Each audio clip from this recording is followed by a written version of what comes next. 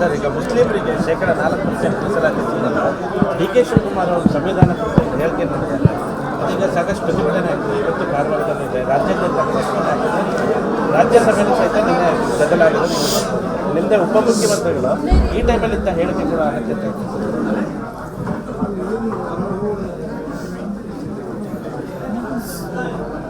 ಭಾಳಷ್ಟು ಬಾರಿ ಸಂವಿಧಾನದಲ್ಲಿ ತಿದ್ದುಪಡಿಯಾಗಿದೆ. ಬದಲಾವಣೆ ಮಾಡಲಿಕ್ಕೆ ನಮ್ಮ ಸರ್ಕಾರ ಹೋಗೋದಿಲ್ಲ ಅಥವಾ ಕಾಂಗ್ರೆಸ್ ಪಕ್ಷ ಹೋಗೋದಿಲ್ಲ. ಯಾಕೆಂದರೆ ಸಂವಿಧಾನ ರಚನೆ ಮಾಡಿದವರು ನಾವು. ನಮಗೆ ಈ ಸಂವಿಧಾನ ಬೇಕು, ಈ ದೇಶಕ್ಕೆ ಎಲ್ಲರಿಗೂ ನ್ಯಾಯ ಸಿಗಬೇಕು ಅಂದೇಳಿ ಮಾಡಿದಂಥವ್ರು ನಾವು. ಸಂವಿಧಾನ ಬದಲಾವಣೆ ಮಾಡಬೇಕು ಅಂದೇಳಿ ಹೊಂಟವರೆಲ್ಲ ನಿಮ್ಮ ಟಿ ವಿಲಿ ಪೇಪರ್ದಲ್ಲಿ ಎಲ್ಲ ನೋಡಿದ್ದೇನೆ. ಅವ್ರು ಎಲ್ಲಿ ಹೋದರೂ ಗೊತ್ತಿಲ್ಲ. ಆ ಸಂದರ್ಭದಲ್ಲಿ ಕಾಗೇರಿಯವ್ರು ಮಾತಾಡಲಿಲ್ಲ, ಪಾರ್ಲಿಮೆಂಟಲ್ಲಿ ಚರ್ಚೆನೇ ಆಗಲಿಲ್ಲ. ಬದಲಾವಣೆ ಮಾಡಬೇಕು ಅಂದರೆ ಓಪನ್ ಆಗಿ ಹೇಳಿದ್ರು ಅವ್ರದ್ದೇ ಪಕ್ಷದವರು.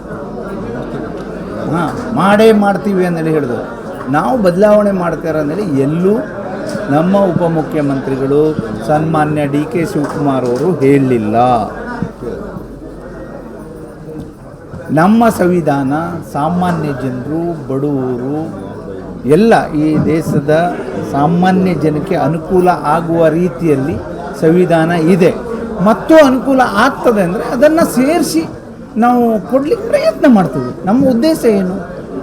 ಎಲ್ಲರೂ ಸುಖವಾಗಿರಬೇಕು, ಎಲ್ಲ ಚೆನ್ನಾಗಿ ಬದುಕಬೇಕು, ಬಾಳಬೇಕು, ಎಲ್ಲರೂ ಮುಂಚೂಣಿಯಲ್ಲಿ ಬರಬೇಕು ಅನ್ನುವಂಥ ಉದ್ದೇಶದಿಂದ ನಮ್ಮ ಸಂವಿಧಾನ ಇದ್ದದ್ದು. ಸಂವಿಧಾನ ಇಲ್ಲದ್ರೆ ನಾವು MLA ಆಗೋದಿಲ್ಲ, ಸಚಿವರು ಆಗೋದಿಲ್ಲ.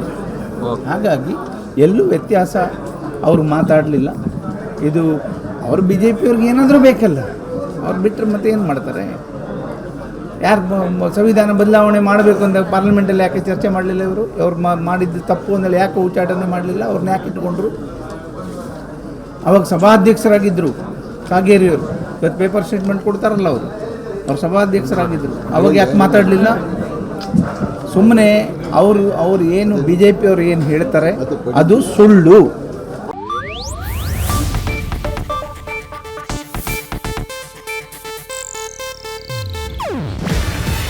ಇದು ಏಷ್ಯಾನೆಟ್ ನ್ಯೂಸ್ ನೆಟ್ವರ್ಕ್ ಪ್ರಸ್ತುತಿ.